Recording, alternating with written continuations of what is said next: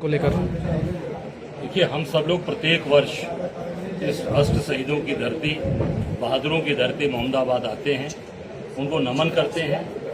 मैं 17 अगस्त 2023 में प्रदेश अध्यक्ष राष्ट्रीय नेतृत्व के द्वारा नामनी हुआ, तो मैं सीधे 18 तारीख को सुबह आकर इस पवित्र स्थान को, ये प्रेरणा स्थल को मैंने आके नमन किया कि वो एक ऐसा स्थल है कि जहां हम सबको प्रेरणा मिलती है, वहां आशीर्वाद मिलता है। जिन्होंने इस राष्ट्र के लिए, देश के लिए अपना जीवन कुर्बान किया, अपना शहीद हुए वो, और निश्चित तौर से वहां से हम सब लोग एक संदेश लेकर पूरे समाज, पूरे लोगों को देते हैं कि जो हमारे राष्ट्र के लिए, देश के लिए शहीद हुए, उनके दिखाए हुए पद चिन्हों पर चले, समाज पद चिन्हों पर पूरा प्रदेश चले, और जिससे प्रदेश की उन्नति हो, प्रगति हो। हम प्रत्येक वर्ष आते हैं, नमन करते हैं। जैसा कि अगर बात करें मोहम्मदाबाद विधानसभा की, तो एक मामला, अगर किसानों की हम बात करें तो किसानों का एक बड़ा मामला जो है मगही नदी को लेकर है। तो क्या कहेंगे इस मामले को लेकर, क्योंकि जो भी किसान है, अगर बुआई की सीजन की हम बात करें तो उनकी बुआई जो है समय से फसल काट नहीं पाते हैं, हजारों एकड़ जो है खेती ऐसे ही रहती है। देखिए, ये सरकार केवल अपनी मार्केटिंग और ब्रांडिंग पर काम कर रही है। हजारों करोड़ रुपए इन्होंने अपने प्रचार प्रसार के लिए लगाया है योगी जी ने, और जो हजारों करोड़ रुपए खर्चा केवल मार्केटिंग पे किया, ब्रांडिंग पे किया। और इस सरकार में मिड डे मील में आप लोगों ने ही दिखाया पूरे देश को कि चावल, नमक और पानी से बच्चे खाना खा रहे हैं। मिड डे मील में चावल, पानी और नमक मिलाकर खा रहे हैं। ये प्रदेश का हाल कर रखा है ये भाजपा और योगी ने। तो मैं समझता हूँ मगही नदी में जो आज ये किसान परेशान है, लोगों को खाद नहीं मिल रही, 2400 रुपए की खाद मिल रही। मैं कल परसों था मिर्जापुर में, वहां गांव-गांव में चर्चा है पूरी तरीके से कि वहां 1800 की खाद 2400 में, 2500 मिल रही है। तो ये मगही नदी का जो मामला है, मैं सरकार से कहना चाहूंगा कि तत्काल सरकार इस पे ध्यान दे। जो बड़े बड़े नेता आज गाजीपुर में राजनीति कर रहे हैं, बड़े स्तर पर पहुंचे हुए हैं, लेफ्टिनेंट गवर्नर तक ये गाजीपुर से आगे निकल कर बने, और यहाँ के एमएलसी और तमाम बड़े लोग भाजपा के अंदर बैठे हैं जो योगी जी के नजदीक हैं। मैं उनसे कहना चाहूंगा कि तत्काल ये किसानों की समस्या का समाधान करें। नहीं समाधान करेंगे तो कांग्रेस पार्टी इसके लिए जन आंदोलन करेगी।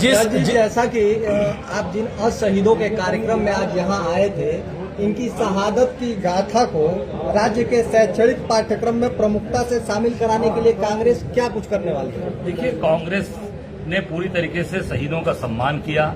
शहीदों के नाम से हमने द्वार बनाए, हमने डिग्री कॉलेज बनाया, हमने मैं पूरे प्रदेश, देश की बात कर रहा हूँ, हर जगह। मैं निश्चित तौर से, हमारी सरकार आएगी, हम निश्चित तौर से सम्मान देंगे। जो पाठ्यक्रम है वो बच्चे उनको पढ़ें, क्योंकि जो आज जो लोग जो सत्ता में बैठे लोग हैं, वो वंदे मातरम की बात करें। वंदे मातरम अपने किसी कार्यक्रम में नहीं गाते। मैं कहना चाहूंगा मोहन भागवत जी से कि जो पथ संचलन होता है उसमें तिरंगा यात्रा, तिरंगा निकालिए और वो बंद करिए अपना ध्वज, और उसमें वंदे मातरम अनिवार्य करिए। ये मेरी मांग है। सर, आपका गृह क्षेत्र में प्रधानमंत्री जी बड़े बड़े दावे करते हैं कि वहाँ बहुत मैंने विकास कार्य किया है, बहुत गंगा के अविरल रूप को दिखाते हैं, बहुत स्वच्छता के लिए बात करते हैं। उस पर आपका क्या विचार है? अरे, उसी के कारण से तो मोदी 7 राउंड हारे हैं बनारस में।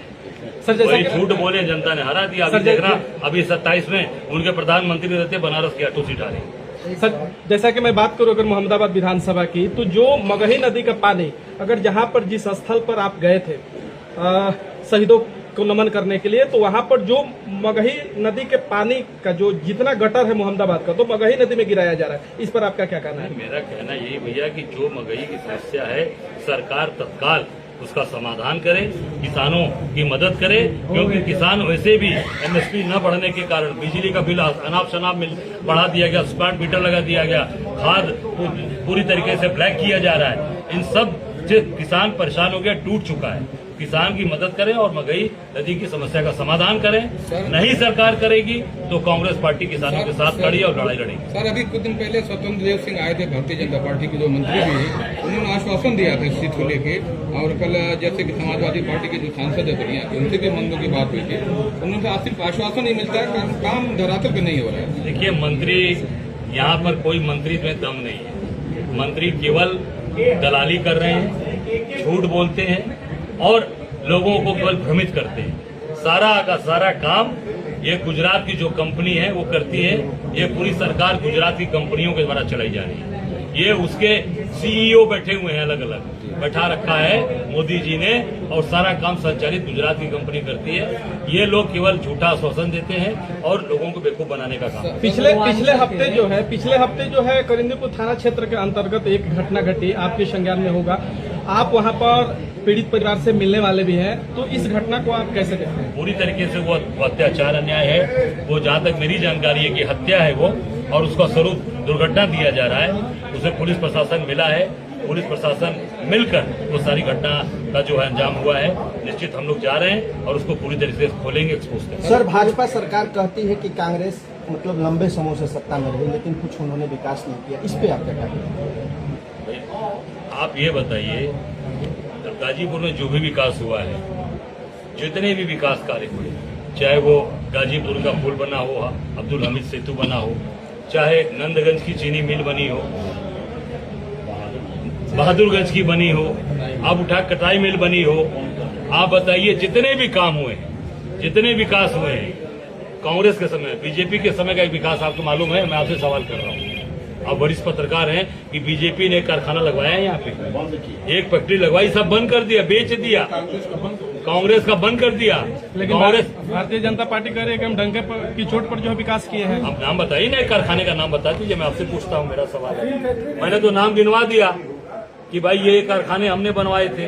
आप भारतीय जनता पार्टी के समय जो 12 साल प्रधानमंत्री हो गए और 10वां साल योगी जी का चल रहा है, गाजीपुर का एक विकास का नाम बता दीजिए। तो 2027 में क्या तैयारियां रहेगी आप लोगों की? 2027 में डंके की चोट पे सरकार हमारी बनने जा रही है। राहुल गांधी जी के नेतृत्व में उत्तर प्रदेश और पूरे देश के अंदर डंका बजने जा रहा है। अभी आपको बताऊं, जैसा अभी इलाहाबाद में हमारे नेता का कार्यक्रम रोका गया, लड़कर हमारे कार्यकर्ताओं ने फिर उसी स्थान पर कराया, ऐतिहासिक कार्यक्रम हुआ, प्रयागराज के इतिहास में दर्ज हो गया केपी ग्राउंड का कार्यक्रम। और इतनी घबरा गई है भाजपा कि अभी कार्यक्रम राहुल गांधी जी का 22 तारीख को पूना में होने जा रहा है।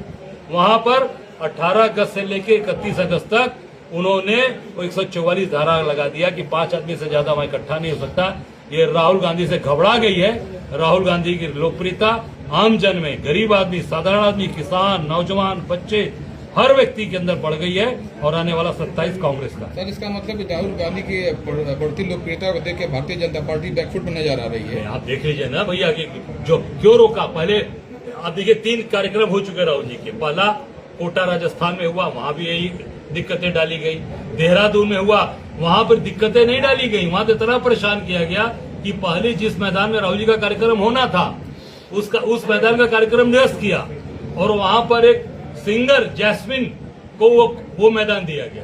और उसके 5-6 हजार रुपए टिकट लगते हैं जैस्मिन के गाने जो जाते हैं लोग एंट्री में, उसको फ्री करा दिया सरकार ने।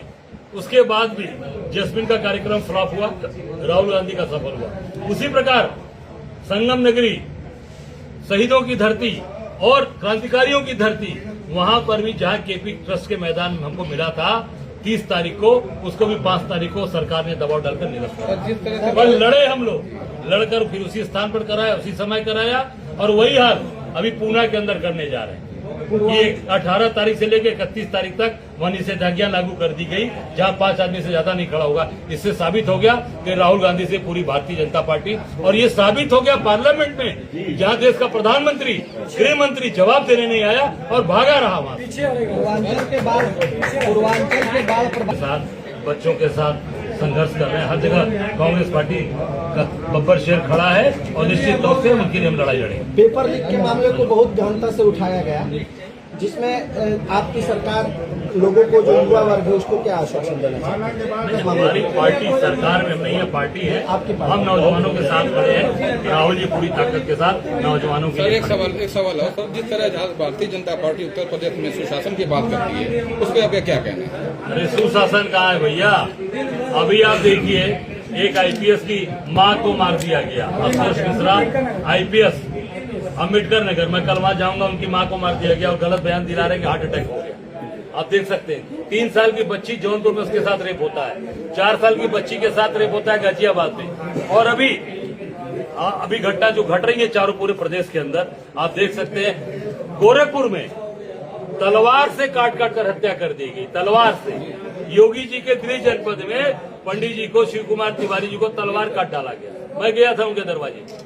एक टेम्पो चालक वही गोरखपुर में उसकी 10 साल की नाबालिग बच्ची के साथ सिपाही बलात्कार करता है, उसकी हत्या करके नहर में फेंक देता है। मैं मिलने जाता हूँ तो उसके बाप को गायब करा दिया, ताला बंद हो गया घर में कि वो है ही नहीं है। फिर भी मैं गया तो घर पे गया, साबित हो गया कि सरकार डरी है, पूरी तरीके से फेल है और निश्चित तौर से योगी से नहीं संभल रहा, उनको इस्तीफा देके मठ में बैठ जाना चाहिए।